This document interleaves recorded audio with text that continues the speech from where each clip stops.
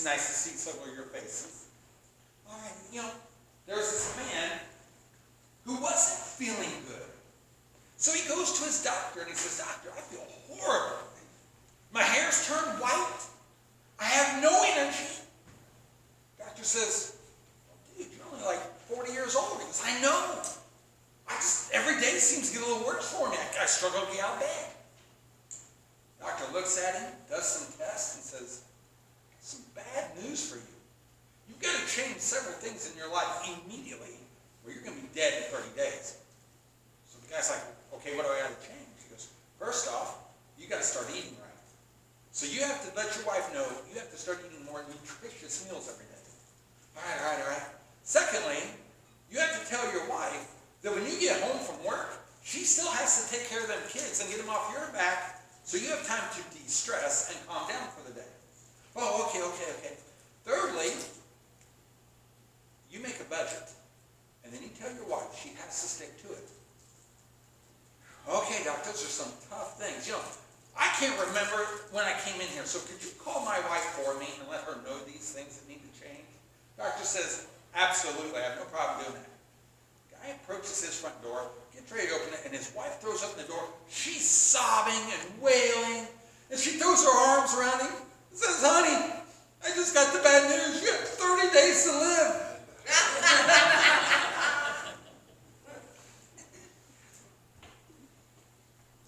Our title today, When the Noble Father Met Jesus. We're going to be in John chapter 4, 46 through 53. So if you have your Bible, you can follow along with this. I'll be reading from an NIV version. Now, if you've ever watched your child go through a real sickness, you're going to know this father's pain. If you've ever felt helpless when your child was hurt, you're going to know this father's pain. So I want you to go back to that memory so that you can feel his pain, so as if you are there right now. And that's how I like to read stories in the Bible, as if I was there right now. So go back there with me right now and look at this situation. Because what we're going to see here is, we're going to learn that this father is going to teach us about faith. Now, some things we know about him before we actually read the scriptures are this. He's royal family. He's a noble. So he is probably lineage to Herod Antipas, who is in charge right now of the kingdom. So he's a distant relative of some kind who was put out in a providence and said, "Hey, maintain this providence." So this guy has power to him. He has wealth. We also know he has wealth because he has many servants. Which says, having power and servants, he has a lot of accesses to medical help. Keep that in mind when you think about this for a moment, what he does. And the most important part is, he's a father. He doesn't hold his status and say, "Okay, I have to keep a certain status in the community." But he's a father. And that takes rule over everything that he has. And no matter what his family says, he's a father and is going to use that to what he knows. Now, John is going to tell us this is the second miracle in his gospel. But John says, "Look, I write my miracles down. I am led by the Holy Spirit to write these miracles down for one purpose, and that is for my readers." And what he says about this is this. In John 20, 30 through 31, Jesus performed many other signs in the presence of his disciples, which are not recorded in this book. But these are written that you may believe that Jesus is the Messiah, the Son of God, and that by believing you may have life in his name. The purpose of John writing all of his miracles down was so that our faith could be developed. Our faith could be made strong. So that we could look on his gospel and say, "Wow, this is what it means to have faith." So that's what we're going to be looking at today, is faith. This guy, this noble father, is going to teach us three things about faith that we need to learn. Three particular types of faith, to be specific. Let's go to John 4, 46 through 53 in our story. Once more he visited Cana in Galilee, where he had turned the water into wine. And there was a certain royal official whose son lay sick at Capernaum. When this man heard that Jesus had arrived in Galilee from Judea, he went to him and begged him to come and heal his son, who was close to death. Unless you people see a sign and wonders, Jesus told him, you will never believe. Now, Jesus didn't just tell him that. He was telling the group that. But keep in mind, this noble father had access to all kinds of doctors all over their world at that time. But where does he go? He doesn't go to the common practices at this time. He knows his son has some kind of illness that's killing him. High fevers. Could be malaria. Could be measles. Could be smallpox. We don't know. But it was probably something like that. And the fever was killing him, and the father's seen this happen before and knows death is his final outcome. There is no hope. But then he also hears rumor about Jesus, the approachable man, the man who is doing great things for people. And he hears about that, and he says, I don't care what my family says. I don't care what my lineage is going to make fun of me for. I'm going to this man. And it's not a simple journey. It's going to be a long journey from where he is to where Jesus is. And if you can imagine, he's traveling and he's hitting town to town to town, stopping just to say, hey, have you seen this approachable Jesus? Have you seen him? Do you know where he might be today? And he keeps getting breadcrumbs to Jesus. And he finally gets to Jesus. And that's where we're at. He's a miracle-seeking faith right now. He has miracle-seeking faith. That's kind of what we all start out with. We all hear the stories. Maybe it was from your parents. Maybe it was when you attended a VBS or a Sunday school. But you heard of the miracles of Jesus and the cool things he could do. And that led you to investigate. That led you to wonder, who is this Jesus? Let me read more about him. And that's all right. That's a great thing. John knew that. John says people need to hear the miracles, because the positive side of this is you start investigating who he is. Now there's a danger to it though. Here's the danger. The danger is this. I see and want more to keep my faith moving with Christ. And as we read the Gospels, we see many people like that. Here's what they're saying to Jesus.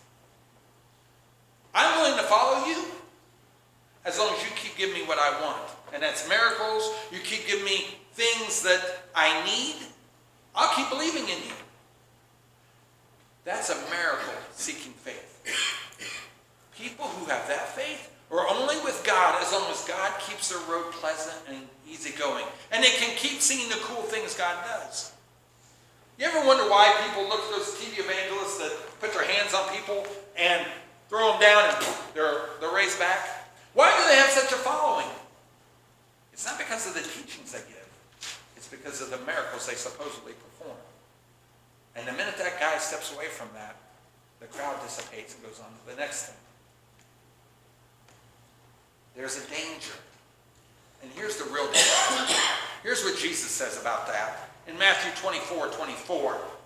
False Christs and false prophets will appear and perform great signs and miracles to deceive even the elect, if that were possible. Jesus says, look, those of you who have faith that is a miracle-seeking faith, there's going to come along people who are going to deceive you. And they're going to lead you astray. And you're not going to know the difference.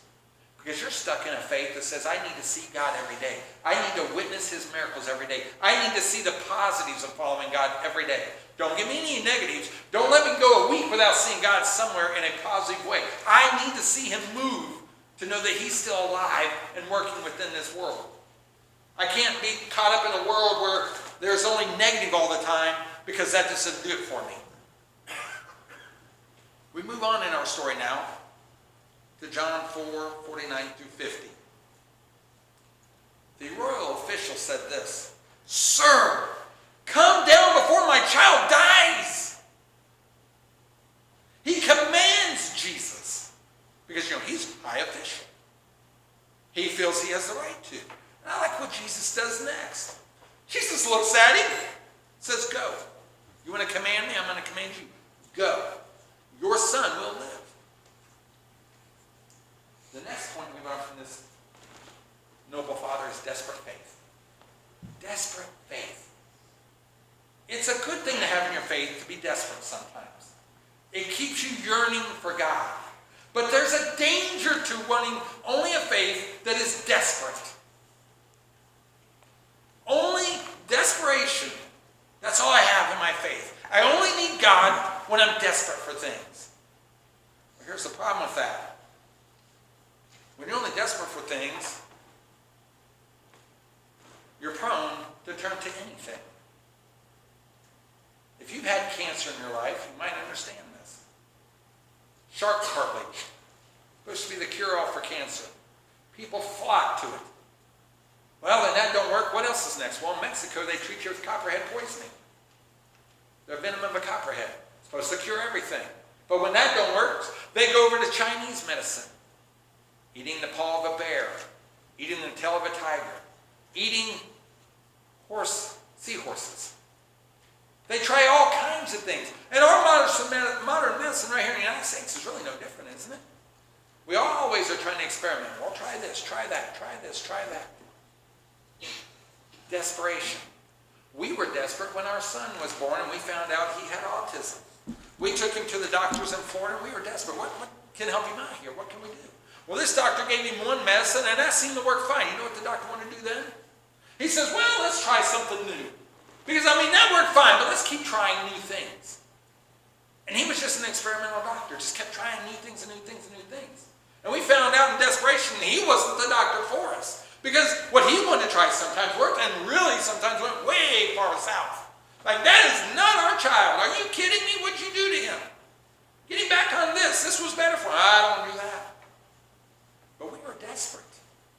And we went to the first doctor who we heard was pretty good. Luckily, we were led to better doctors. And now we have the wonderful child that we have today. Most of the time. But he's a teenager in heart. You know what that means? Here's the problem. Desperation. Christians who come to Christ out of desperation eventually find that Christ isn't meeting all those desperate needs that they feel he needs to meet. So what do? They turn to other means, like I said with cancer. They turn to old wives' tales to help them out with things. They turn to the Ouija board to help them out with answers. They need answers. Well, let me consult this. They go to mediums. They go to fortune tellers. They read their horoscopes in the newspaper and think, oh, that's going to help them. When they forget, the one they need to read about is Jesus and what he'd say to do for the day. They turn to the snares of Satan and get snared in and walk away from their faith because they started out desperate. But they didn't get anywhere past that. They didn't look at the approachable Jesus as a constant approachable person. Only a person to meet their needs in desperation. Let's get back into our story. We have this father. In John chapter 4, 51 through 53. The man took Jesus at his word and departed. It's pretty wild, isn't it?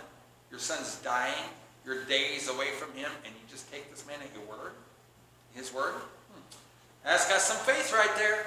While he was still on the way, his servants met him with the news that his boy was living.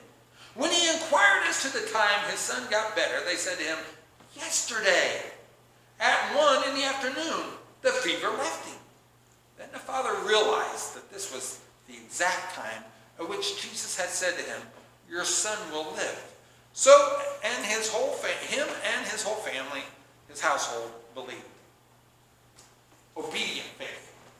Obedient faith is the faith that this father teaches us. He shows us that it's okay to start out with a miracle-seeking faith. It's okay to have desperate faith, but you need to have obedient faith.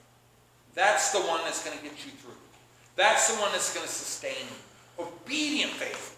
He was a leader. He was a nobleman. He was of royalty. Jesus was one of his servants in his kingdom. And he said, you need to come with me. And Jesus says, no, you go. And he's like, okay, that's cool. I'm going to go. And it did him great. But the questions are this. When he went, and he was amazed that the healing happened at the very moment Jesus said it would, I kind of wonder, why was he amazed? I mean, after all, didn't he go to Jesus expecting that? Didn't he listen to Jesus and say, oh, okay, this is what we're going to do. Yeah, absolutely. Why was he amazed then? I mean, he went there asking for help. He believed he had help. Did he doubt Jesus? Well, of course not. He didn't doubt Jesus. He just needed that affirmation. He was just curious, like, oh, really? Let's test this guy's word out. When was it? Is this guy as good as I've heard? I knew he could heal. But was it at that moment, or did it happen later? And when it came about that it happened at that moment, man, he was excited. How excited was he? Let's look at that last part of that scripture again, the one that kind of overlooks everything. Because you're all wrapped up in, oh, look, the boy got healed. Yay, happy ending. Well, let's look at John 4:53, the second half of that. So he and his whole household believed. That's the obedient faith. Obedient faith is believing through everything and trusting through everything. So here we have, he understood what happened. Then he goes and tells his family, look, do you understand what happened here today? At 1 o'clock yesterday afternoon, our boy's fever broke. Honey, do you understand that? I'm going to tell you what happened right then. I was at Jesus' feet right then, and I said, you need to come with me. You need to come right now. And Jesus says, nope, you go, your boy's going to live. Bam, at 1 o'clock. The minute he said it, fever broke. Honey, I'm telling you, this is the gospel truth. I'm not lying. And his wife goes, really? It happened like that? He goes, absolutely. Let me tell you about this approachable man. He didn't yell at me. He didn't question me. He just says, go. He didn't care that I'm part of Herod Antipas' family. I'm sure he knew, but he didn't care. His wife's like, wow, that's amazing. So we're not being slighted because of who we are? This guy healed our son, even though who we are? I mean, the Pharisees and the teachers of the law, they kind of slide us a lot of times because of our leader in Israel there. Herod himself. We kind of get slighted. But here is Jesus. He's loving us. He don't care. The whole household believed. His faith, because it was obedient, became contagious. Contagious to the point that everyone in that household dropped all the beliefs they had, dropped all the gods they served, and believed in the God and the Son he sent. That's obedient faith, and it's contagious. Now there's 4 things we need to learn from this faith as well. The faith of this man, this father.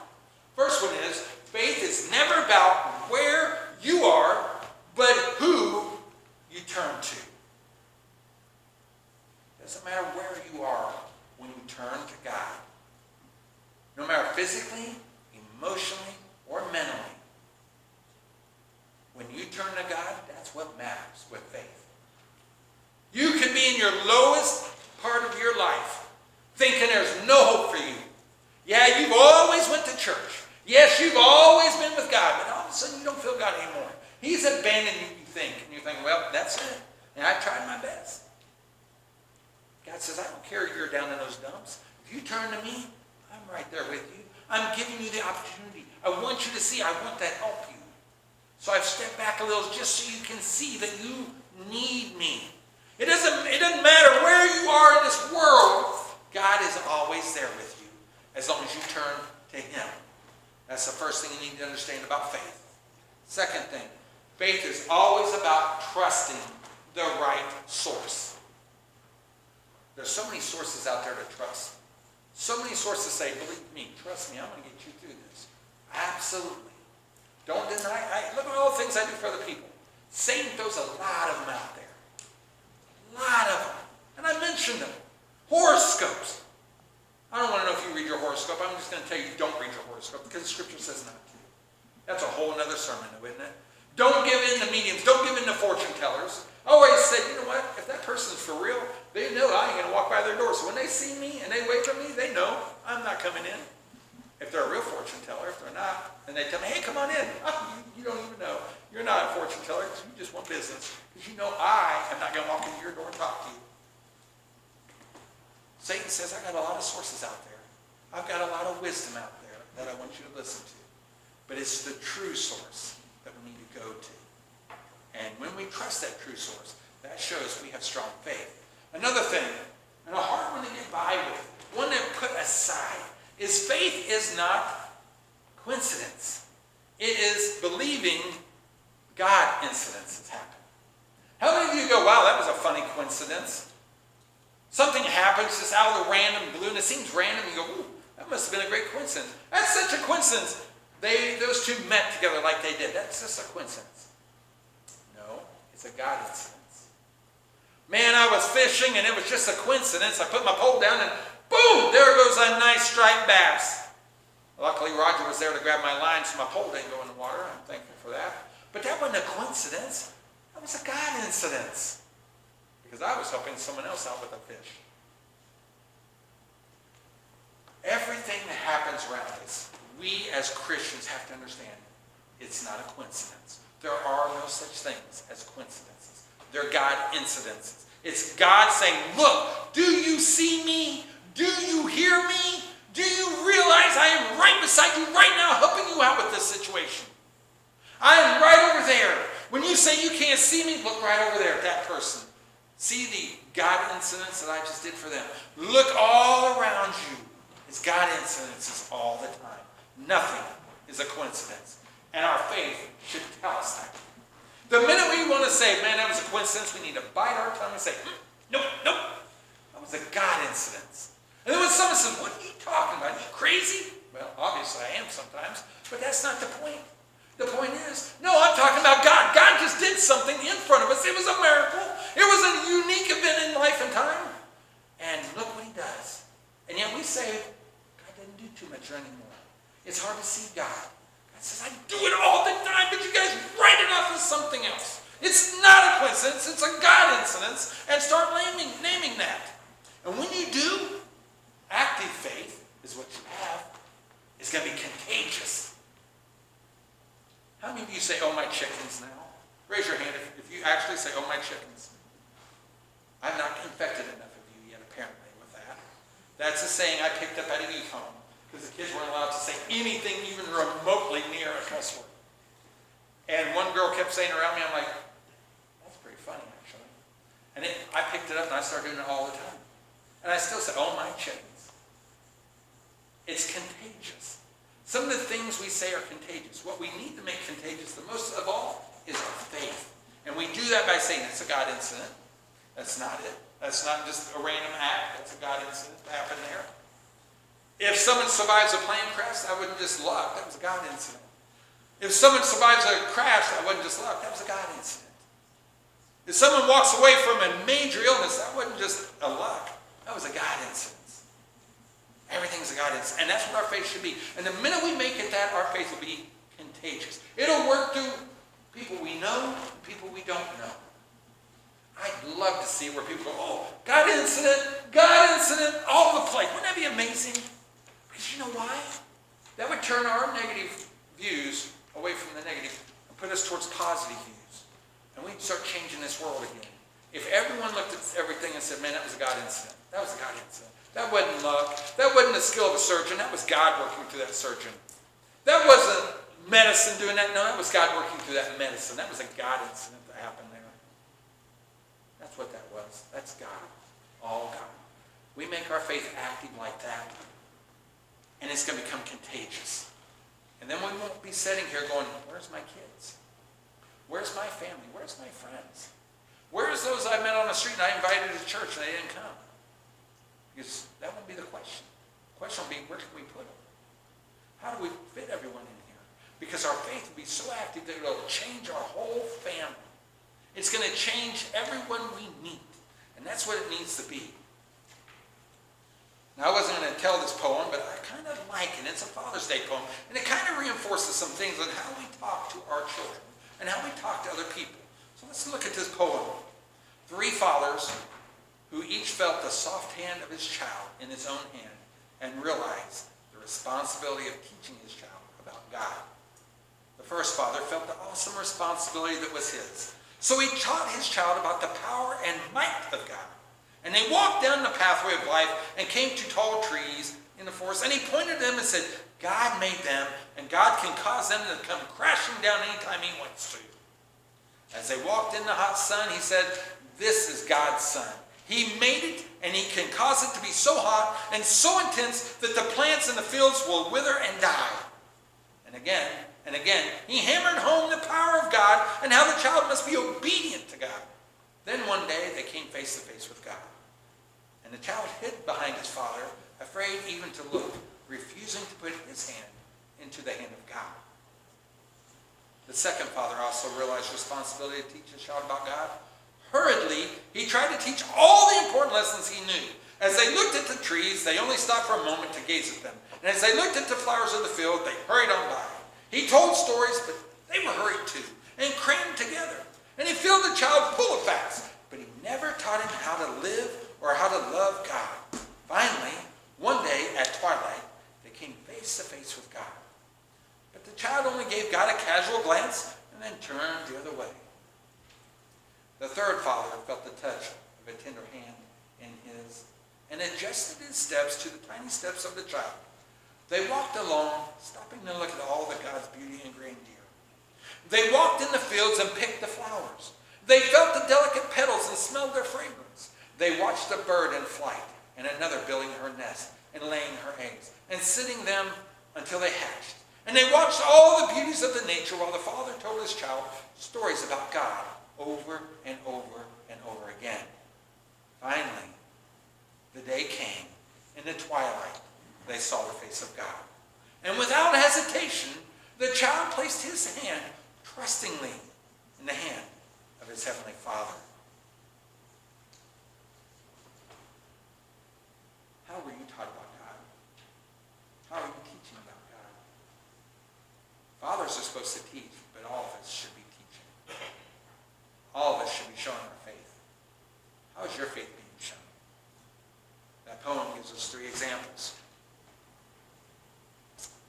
At this time, our praise team is going to come up, lead us in a hymn of invitation if you have a decision you'd like to make.